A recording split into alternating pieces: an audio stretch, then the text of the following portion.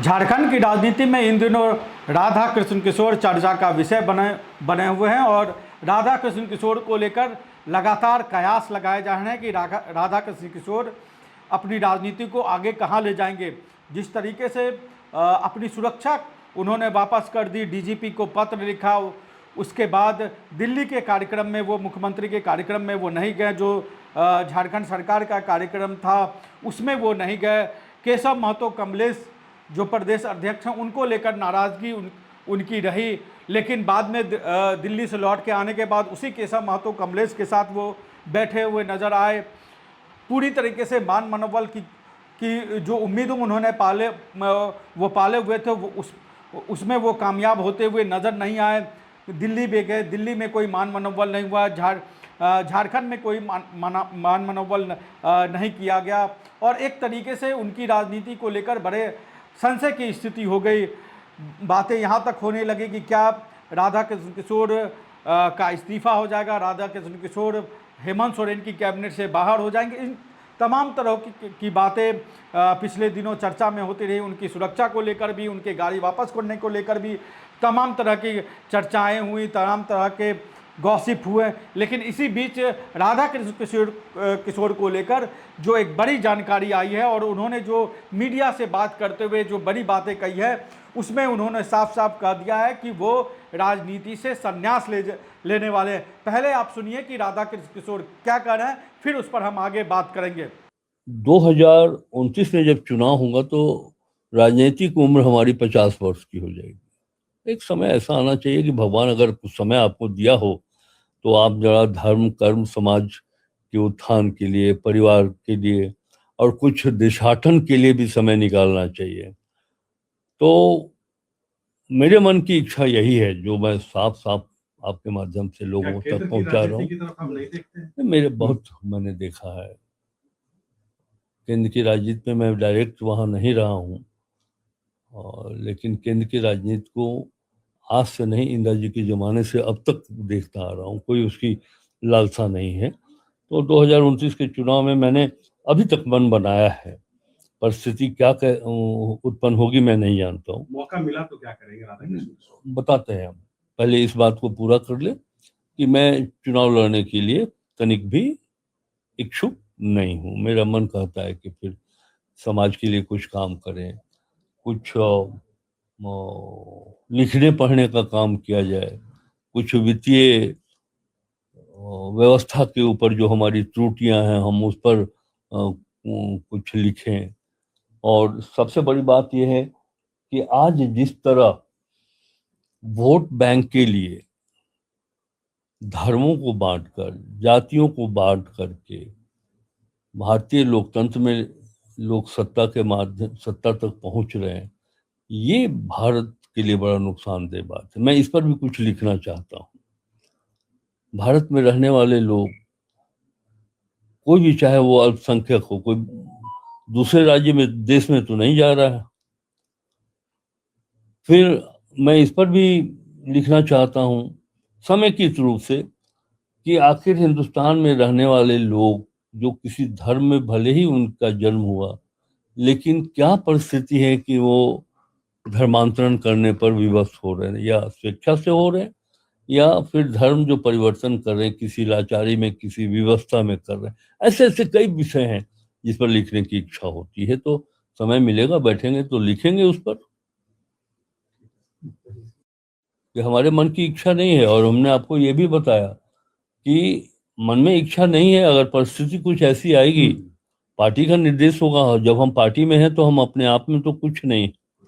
हमारा नेतृत्व चाहे वो मल्लिकार्जुन खड़गे जी हों या फिर आदरणीय राहुल गांधी जी हों, उनका कोई विशेष निर्देश होगा तो प्रयास करेंगे कि उनके निर्देश का पालन किया जाए। लेकिन राधा किशोर की व्यक्तिगत इच्छा अब चुनावी राजनीति से हम अलग रहना चाहते हैं। तो आपने सुना कि राधा किशोर कह रहे हैं कि वो राजनीति, उनकी इच्छा ये है कि वो राजनीति से संन्यास ले। हर किसी के राजनीति में एक ऐसा समय आता है जब विराम करने का समय होता है और वो चाहते हैं कि वो राजनीति से, जो चुनावी राजनीति है, उससे संन्यास ले और 2029 में जो विधानसभा का चुनाव होगा उसमें वो चुनाव वो नहीं लड़ना चाहते हैं। वो केंद्र की राजनीति में भी नहीं जाना चाहते। उन्होंने कहा कि वो इंदिरा गांधी के ज़माने से केंद्र की राजनीति जो है वो देख रहे हैं, इसलिए उनको केंद्र की राजनीति में भी किसी तरह की कोई दिलचस्पी नहीं, यानी कि चुनावी राजनीति से अपने आप को दूर रहना चाहते हैं। हालांकि इसमें उन्होंने एक ऑप्शन जरूर खोल के अभी भी रखा हुआ है। राजनीति के संन्यास लेने की बातें कहने के बावजूद एक ऑप्शन उन्होंने कांग्रेस अध्यक्ष मल्लिकार्जुन खड़गे और राहुल गांधी के लिए खुला छोड़ दिया है कि अगर खड़गे और राहुल गांधी अगर उनको कहेंगे तो वो चुनाव लड़ सकते हैं। यानी कि उन्होंने एक तरीके से कांग्रेस के पाले में, कांग्रेस के केंद्रीय नेतृत्व के पाले में जो है वो गेंद डाल दिया कि अगर कांग्रेस को लगे कि राधा कृष्ण किशोर और उनकी राजनीति कांग्रेस के लिए फायदेमंद है या जरूरी है तो वो चुनाव लड़ सकते हैं। राधा कृष्ण किशोर अभी पलामू जिले के जो छतरपुर विधानसभा की सीट है वहाँ से विधायक हैं। कई बार वो विधायक रहे। 25 वर्ष की उम्र में पहली बार वो विधायक बने और जब संयुक्त बिहार था उस समय से ये विधायक चुने जाते रहे। 2024 के चुनाव में बहुत कम वोटों से वो चुनाव जीत कर आए। हालांकि उस सीट पर त्रिकोणीय मुकाबला था, आरजेडी ने भी अपने उम्मीदवार खड़े किए थे, लेकिन इसके बावजूद राधा कृष्ण किशोर त्रिकोणीय मुकाबले में चुनाव जीत कर आए और झारखंड सरकार में मंत्री बने। कांग्रेस ने उनको एक दलित चेहरे के रूप में पार्टी में आगे बढ़ाया और वो हेमंत सोरेन के बाद कैबिनेट में दूसरे नंबर के मंत्री बने। लेकिन इनकी राजनीति में एक बड़ा बदलाव तब आया जब झारखंड मुक्ति मोर्चा ने बैद्यनाथ राम को राज्यसभा में अपना उम्मीदवार बनाया और बैद्यनाथ राम राज्यसभा चुनाव जीतकर झारखंड मुक्ति मोर्चा की ओर से झारखंड जो है वो राज्यसभा पहुंचे। वहां पर हेमंत सोरेन ने जिस तरीके से एक दलित कार्ड चला वो कहीं ना कहीं उसी पलामू क्षेत्र में, जिस पलामू क्षेत्र में राधा कृष्ण किशोर का प्रभाव माना जाता है, उसी पलामू प्रमंडल में से बैद्यनाथ राम आकर राज्यसभा में उम्मीदवार बनते हैं, राज्यसभा के सांसद बनते हैं। तो उस क्षेत्र में हेमंत सोरेन ने राधा कृष्ण किशोर के पैरेलल या उनसे आगे कहें, क्योंकि राधा कृष्ण किशोर अगर राजनीति से संन्यास लेंगे तो बैद्यनाथ राम को एक बड़ा चेहरा झारखंड में भी खासतौर पर पलामू क्षेत्र में जो है बनाया। और पलामू जो प्रमंडल का इलाका है वहाँ दलित वोट बैंक बहुत महत्वपूर्ण माना जाता है। तो हेमंत सोरेन ने जिस तरीके से बैद्यनाथ राम को आगे बढ़ाया उससे कहीं ना कहीं राधा कृष्ण किशोर की राजनीति थोड़ी सी कमज़ोर होते हुए नजर आई। इसलिए हमने देखा कि राधा कृष्ण किशोर अलग अलग विषयों पर अपनी नाराज़गी जताते रहे। वो चिट्ठी भी लिख रहे, कई बार कांग्रेस अध्यक्ष को भी उन्होंने चिट्ठी लिखा, डीजीपी को चिट्ठी लिखा, राधा कृष्ण किशोर को लेकर तमाम तरह की चीज़ें हुई। लेकिन राधा कृष्ण किशोर ने आखिरकार राजनीति से संन्यास लेने का मन बना लिया है और उन्होंने जो बातें कही हैं उसमें उन्होंने इच्छा जाहिर की है कि वो चाहते हैं कि वो राजनीति से संन्यास लेके किताबें लिखें। 2-3 तरह की किताबों लिखने की उन्होंने इच्छा अपने तौर पर जाहिर की है। एक किताब वो लिखना चाहते हैं जिसमें धर्म के नाम पर, धर्म और जातियों के नाम पर जिस तरीके से सत्ता पाने के लिए लोगों को धर्म और जातियों के नाम पर बांटा जाता है, तो उसको लेकर उन्होंने कहा कि ये भारतीय लोकतंत्र के लिए बहुत खतरनाक है। यानी कि इस तरीके से जो बीजेपी के आरोप लगता है कि वो धर्म और जाति को लेकर राजनीति करती है, उस पर एक तरीके से उन्होंने हमला करते हुए कहा कि वो ये लोकतंत्र के लिए अच्छा नहीं है, उसके लिए किताब लिखना चाहते हैं। दूसरी बात जो उन्होंने कही वो बहुत महत्वपूर्ण है। उन्होंने कहा कि जो लोग दूसरे धर्म को जो किसी भी धर्म में पैदा होते हैं लेकिन किसी दूसरे धर्म में यानी धर्मांतरण कर लेते हैं, तो उसकी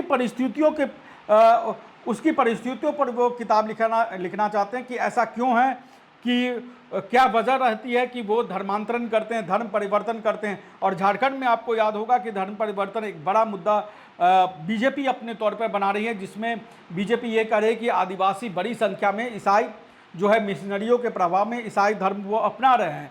बीजेपी ये अपने तौर पर 2029 से पहले ये लाइन लेना चाहती है और आदिवासियों और ईसाई के बीच एक तरीके से दूरी पैदा करने की बीजेपी अपने तौर पर राजनीति कर रही है। बीजेपी को ये लगता है कि जो आदिवासी समाज के अंदर एक टूट हुई है ईसाई के नाम पर, उसका राजनीतिक तौर पर इस्तेमाल किया जाए, तो उस पर कहीं ना कहीं राधा कृष्ण किशोर भी चोट करते हुए नजर आते हैं। हालांकि उन्होंने किसी धर्म विशेष का नाम नहीं लिया, लेकिन वो उस ओर इशारा करते हुए नजर आते हैं, क्योंकि झारखंड में ये एक बड़ी राजनीति का मुद्दा बन रहा है या बनने वाला है। 2029 से पहले एक बड़ा मुद्दा बन सकता है। जैसे आपको याद होगा 2024 में घुसपैठिया एक बड़ा मुद्दा बना, तो बीजेपी ये चाहती है कि जो धर्मांतरण हो रहा है झारखंड में उसको एक बड़ा मुद्दा बनाया जाए। राधा कृष्ण किशोर उसी को पर चोट करते हुए नजर आ रहे हैं और वो कह रहे हैं कि वो उस पर वो किताबें लिखना चाहते हैं। लेकिन आगे क्या होगा, राधा कृष्ण किशोर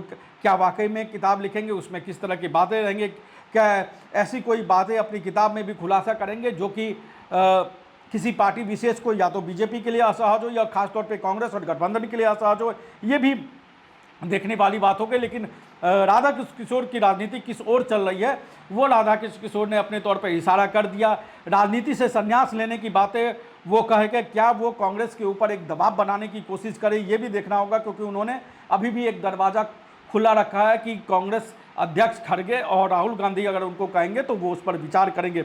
आपको राधा कृष्ण किशोर की इस राजनीति को लेकर आपको क्या लगता है कि क्या राधा कृष्ण किशोर को वाकई में राजनीति से संन्यास लेना चाहिए या फिर 2029 में का चुनाव उनको लड़ना चाहिए और 2029 में वो कांग्रेस पार्टी के एक बड़े दलित चेहरे के रूप में कांग्रेस पार्टी को फायदा पहुंचा सकते हैं, या उनकी राजनीति कांग्रेस पार्टी को या गठबंधन को नुकसान पहुंचा रही है? जो भी आप समझते हैं हमें कमेंट बॉक्स में जरूर बताएं। नमस्कार, जोहार। रॉयल इंडिया में आपका स्वागत है।